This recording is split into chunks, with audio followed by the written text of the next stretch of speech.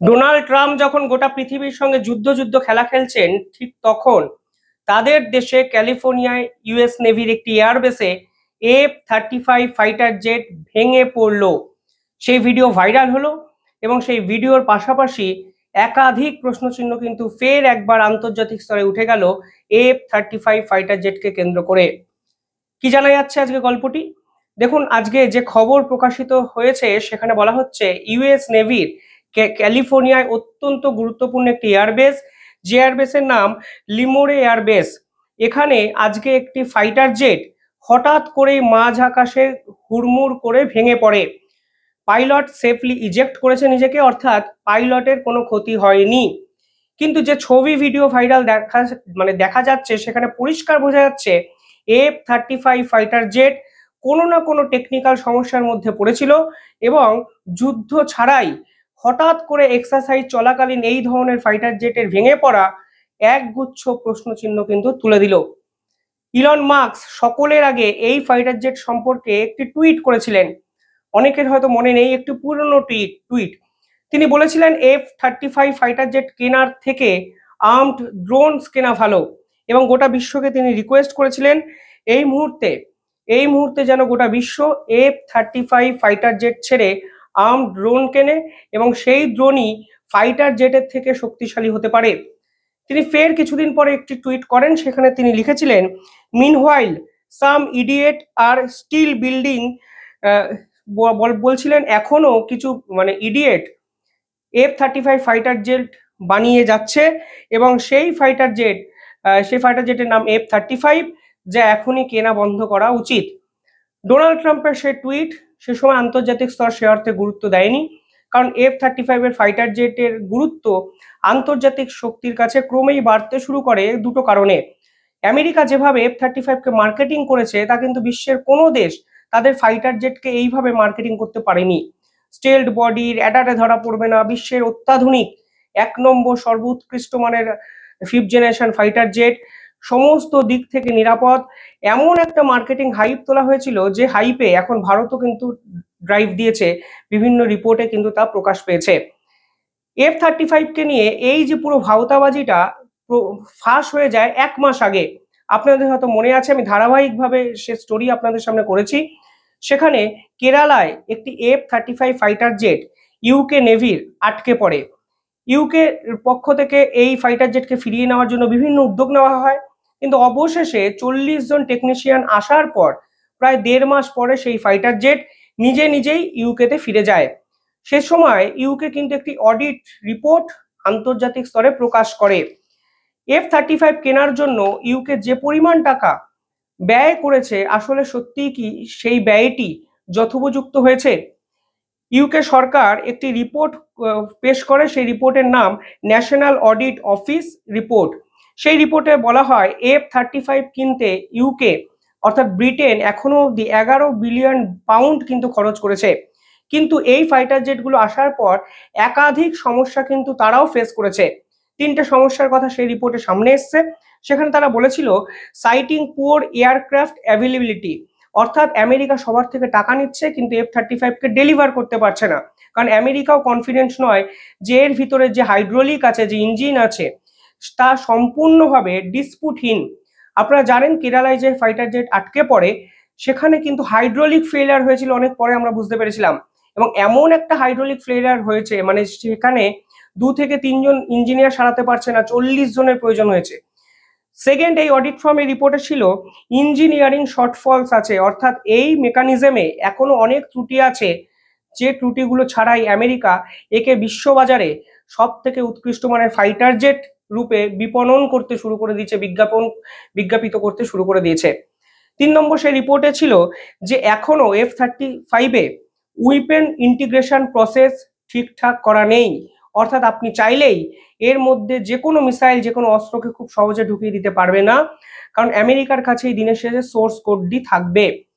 পাশাপাশি জার্মানি এক অদ্ভুত দাবি করেছিল, যদিও জার্মানির এই দাবি রাশিয়া অনেক আগেই করে ফেলেছিল, তবে জার্মানির দাবিটা অর্থবহ হয়ে যায়, কারণ জার্মানি হলো ন্যাটো কান্ট্রি, ইউরোপীয় ইউনিয়নের সদস্য। জার্মানি বলেছিল আমেরিকা ইচ্ছাকৃত F-35 ফাইটার জেটে একটি কিল সুইচ ঢুকিয়ে দিয়েছে। এই কিল সুইচ কি? কিল সুইচ হলো যদি F-35কে আপনি কোনো আমেরিকার পার্টনার দেশের বিপক্ষে ব্যবহার করতে চান তাহলে আপনি পারবেন না, কারণ কিল সুইচটার ক্ষমতা থাকবে আমেরিকানদের হাতে। আমেরিকাতে বসে এই কিল সুইচটাকে কন্ট্রোল করে যে কোনো মুহূর্তে F-35 ফাইটার জেটকে ধ্বংস করে দিতে পারবে। অর্থাৎ বিতর্ক প্রথম থেকেই কিন্তু F-35 ফাইটার জেটকে নিয়ে ছিল। কিন্তু ইউকের এই ঘটনা, যে ঘটনায় ইউকে সরকারের কোটি কোটি টাকা তো খরচ হয়েইছে, উল্টে ইউকে সরাসরি F-35 ফাইটার জেটের মেকানিজম, ইঞ্জিনিয়ারিং এবং আনুষঙ্গিক বহু বিষয়ে আরো প্রশ্নচিহ্ন কিন্তু তুলে দেয়।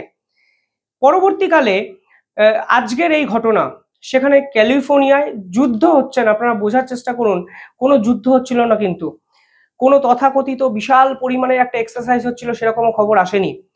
খুল্লা একটা এয়ারবেসে ফাইটার জেট উড়েছে এবং সেই ফাইটার জেট ক্র্যাশ করে গেছে। অর্থাৎ এই ফাইটার জেট এখনো কিন্তু 100% ব্যবহারযোগ্য হয়ে ওঠেনি, এরকমই মনে করছেন বিশেষজ্ঞরা।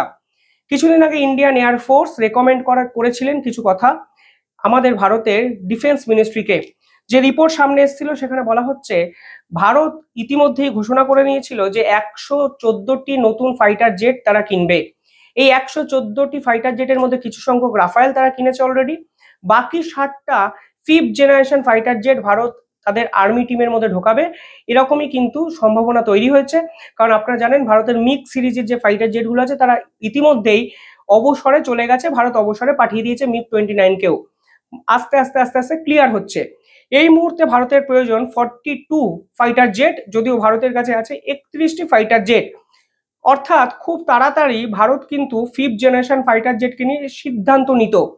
এই সিদ্ধান্ত নেওয়ার সময় ইন্ডিয়ান এয়ারফোর্সের পক্ষ থেকে যে রিপোর্ট সামনে এসেছিল সেখানে বলা হচ্ছিল রাশিয়ার সুকোই 57-এর থেকে F-35 নেওয়াই ভারত একটু বেটার মনে করছে, কারণ সুকোই 57 এখনো টেস্টেড নয়। আলজেরিয়ার মতো দেশ হয়তো নিয়েছে কিন্তু তারা এখনো ব্যবহার করেনি, কোনো রিপোর্ট 100% সামনে আসেনি। সেখানে F-35 ফাইটার জেট বিশ্বের 17টি দেশ ইতিমধ্যে নিয়েছে এবং F-35 হলো টেস্টেড। তার স্টিলড বডি বলুন, র্যাডারে ধরা পড়বে না বলুন, যে ইঞ্জিন তারা ব্যবহার করছে, সমস্ত দিক দিয়ে নাকি F-35কে নেওয়া যেতে পারে, এইরকমই একটা রেকমেন্ডেশন রিপোর্ট ইন্ডিয়ান এয়ারফোর্স নাকি ভারত সরকারের ডিফেন্স মিনিস্ট্রিকে দিয়েছে। জানি বিস্তর লেখালেখি হয়েছে, দুদিন আগের একটা রিপোর্ট। কিন্তু সুকোই 57-এর দাম F-35-এর প্রায় অর্ধেক। এই যে অর্ধেক দাম F-35-এর থেকেও এইখানে ভারত কিন্তু নতুন করে রাশিয়ার সঙ্গে মিলিটারি চুক্তি করবে কিনা এক হেজিটেশনের মধ্যে পড়ে যায়। আর এই হেজিটেশন যখন চলছে তখনই কিন্তু F-35-এর এই ক্র্যাশ করে যাওয়ার ঘটনা। অর্থাৎ বার্তাটা স্পষ্ট, এটা একটা ওয়ার্নিং, কলিং বেল টাইপের আপনারা ভাবতে পারেন যে আপনি যা সিদ্ধান্ত নেবেন তা কিন্তু অনেক বিচার বিবেচনা করে নিন, কারণ শেষ 1 মাসে অন্তত F-35-এর যেরকম আমরা ঘটনা প্রবাহ দেখছি তা কিন্তু মোটেই বলা যাচ্ছে না এটা বিশ্বের অত্যাধুনিক আধুনিক একমাত্র 1 নম্বর ফাইটার জেট। ডোনাল্ড ট্রাম্প কিন্তু এই ফাইটার জেটকে ক্রমাগত ভারতকে পুশ করেছে নেওয়ার জন্য, এবং ভারত রাজি হয়নি বলে ট্রেড ওয়ারের মতো যুদ্ধে ঝাঁপিয়ে পড়েছে ভারত এবং আমেরিকা। পরিষ্কার হিসেব, ডোনাল্ড ট্রাম্প যে কথাবার্তাগুলো বলছেন না, এগ্রিকালচার, ডেয়ারি প্রোডাক্ট, রাশিয়ার সঙ্গে চুক্তি, এগুলো ভারত কিন্তু যুগ যুগান্তর ধরে করেছে। রাশিয়ার সঙ্গে ভারত আজকে কিন্তু চুক্তি কোনো করেনি, 2022 সাল থেকে রাশিয়ার সঙ্গে ক্রুড অয়েল ভারত কেনা বেচা করে। ফলে এই যে একের পর এক কোম্পানির উপর স্যাংশন লাগানো, ইরানের সঙ্গে কেন তেল কিনবে ভারত, ফলে একাধিক যে জটিলতা ডোনাল্ড ট্রাম্পের পক্ষ থেকে ইচ্ছাকৃত তৈরি করা হচ্ছে তার কারণ কিন্তু এই F-35 fighter jet. Donald Trump ক্ষমতায় আসার পর যখন নরেন্দ্র মোদী প্রথমবার যখন ওয়াশিংটন গেলেন তখন কিন্তু সকলের সামনে তিনি F-35কে নিয়ে পিচ করেছিলেন ভারতকে। এমনকি ভারতের একাধিক শর্ত কিন্তু আমেরিকা মেনে নিয়েছিল। আমেরিকা বলেছিল আমরা আমেরিকার এয়ারফোর্সকে যে দামে দিই সেই দামেই ভারতকে দেব। এইরকম একগুচ্ছ বিভিন্ন শর্ত মেনে নেওয়া হয়েছিল ভারতের পক্ষ থেকেও, কিন্তু ভারত এখনো ফাইনাল ডিসিশন নিয়ে উঠতে পারেনি। সদ্য এয়ারফোর্সের রেকমেন্ডেশন গেছে মিনিস্ট্রি অফ ডিফেন্সে, পরবর্তী স্টেপে ভারত কি করবে সেটা আমরা দেখব।